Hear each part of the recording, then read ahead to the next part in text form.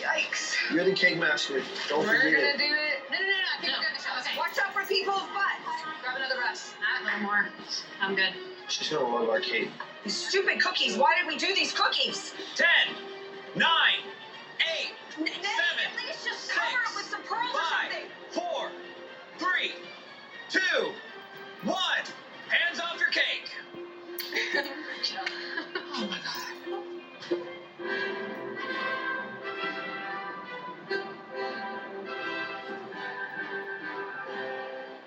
Bakers, in this final round, we asked you to celebrate all the things that Taylor and Samantha bring together to make a perfect pair.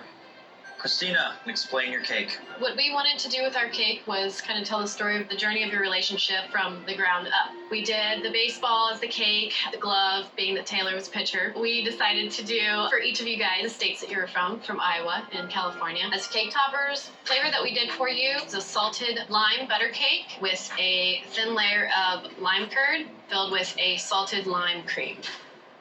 I don't know if you can tell, Christina, I love this cake.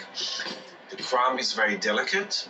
The salt and the lime work so well together. It evokes for me Mexico. Now, regarding your cake, I find it absolutely charming. The travel suitcase. You can just see Taylor uprooting himself and moving cross country and then traveling up the cake.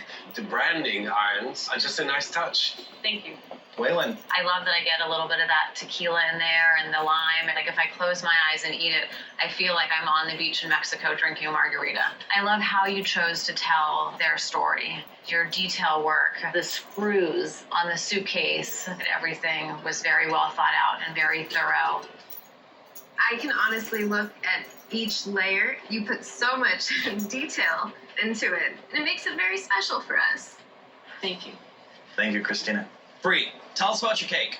The idea behind my cake is I wanted it to open up like a storybook. So it was a storybook cake to go with your storybook wedding. Wonderful. The base is the stadium where you guys met. Left side is all about Taylor, and then you see Samantha's side, which is LA. I decided to do a pina colada cake, filled it with a cheesecake filling. I'll tell you, that coconut cake with the cream cheese is something I would drink in a glass. It's Yay. so fluffy and moist and delicious. And Thank you. but looking at the visuals of the cake you made, unfortunately, the details are so unattractive that I would say it's the perfect cake for a divorce. I can't see it as a wedding cake. Not for this lovely couple. The texture of your cake is light and fluffy and flavorful and delicious. Everything comes through and is perfectly balanced. You did pull off the opening and closing cake, but unfortunately, when I look at this cake, it looks like a prison to me.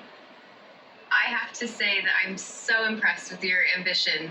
It's amazing. I would never think a cake could do that. Thank you, Bree. Hollis, tell us about your cake. I'm telling the story of the baseball and the game where they met. The next tier, I wanted that flowy, breezy Idaho feeling. The white chocolate silhouette pieces are like a lasso.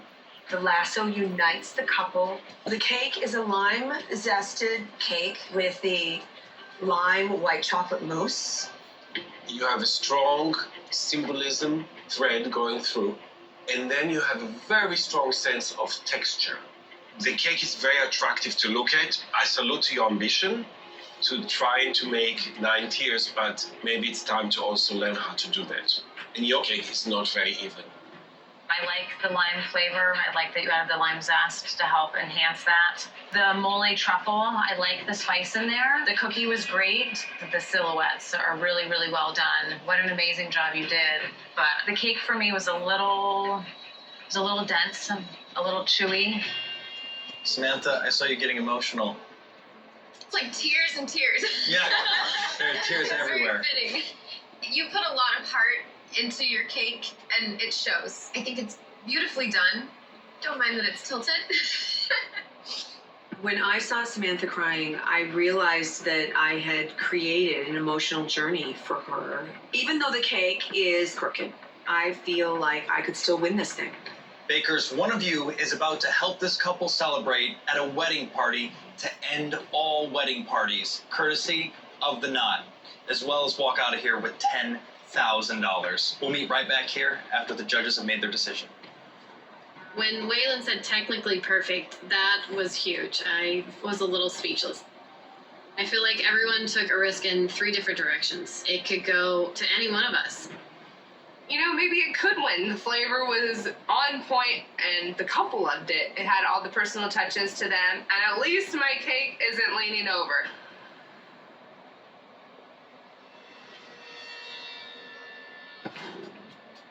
Judges, which one of these cakes did we absolutely fall in love with, and which one are we sending home?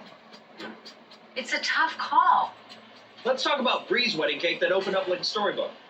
It was very nice down home cake that I would enjoy with a cup of coffee. I think we would all agree that Bree's cake was by far and away the most delicious. I thought Bree's cake was one of the best cakes I've ever had in my life. It's amazing, amazing cake. Unfortunately, the details are so unattractive and it's done so sloppily. It did fall short aesthetically. It was interactive, which was ambitious, and I learned something from it, but it's a depressing cake. Hollis gave us a 10-tier wedding cake in white.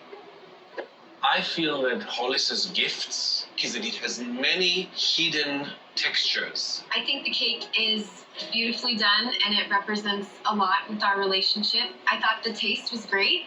The cake itself, to the truffle, to the cookie, I think it was perfect. She did a great job. She embraced the story of your guys' relationship and really wanted to portray that. There's just too much going on, and what she did do was sloppy.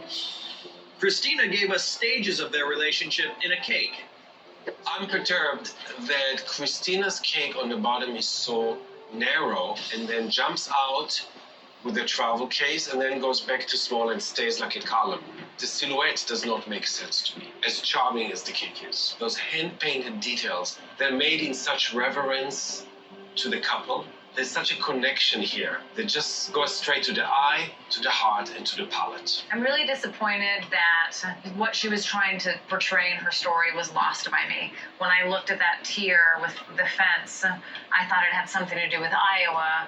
It didn't at all, to me, seem like beach, like Mexico. It didn't say anything about your proposal, which really was very disappointing for me. However, every other aspect of this cake, I'm in love with. I really feel like I'm walking through our relationship as I look at it. Judges, do we know which cake is going to be walking down the aisle? Yes. Yes. All right, let's bring back our bakers.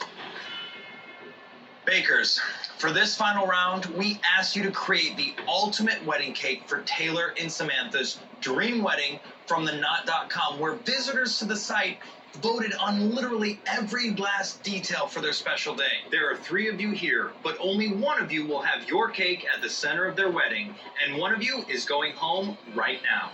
And that's the baker who made a delicious cake that had the judges giddy, but whose design did not romance the judges.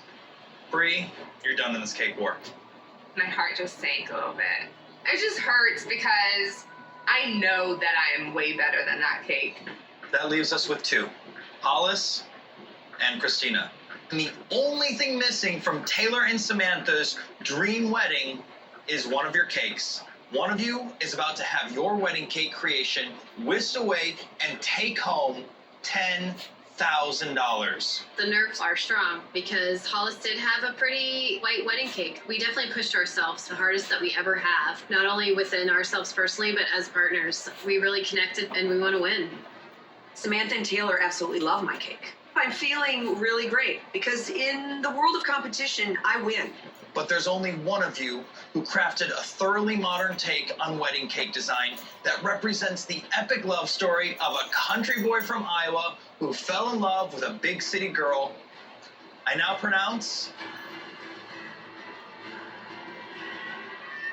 Christina, the winner of this cake war. Congratulations. We're so incredibly happy that we made it to the end and we won.